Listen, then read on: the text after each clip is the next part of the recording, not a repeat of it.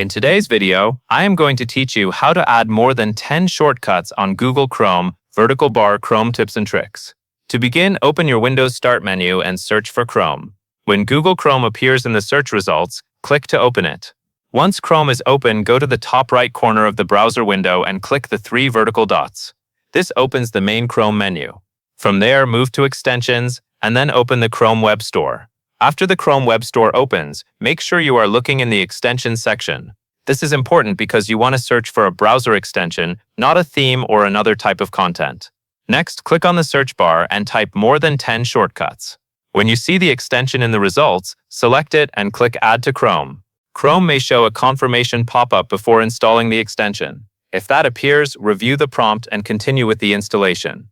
After a moment, the extension should be added to your browser.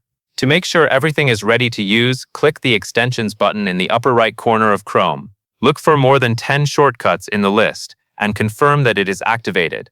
If it is enabled, then the setup is complete. That covers everything you need to know.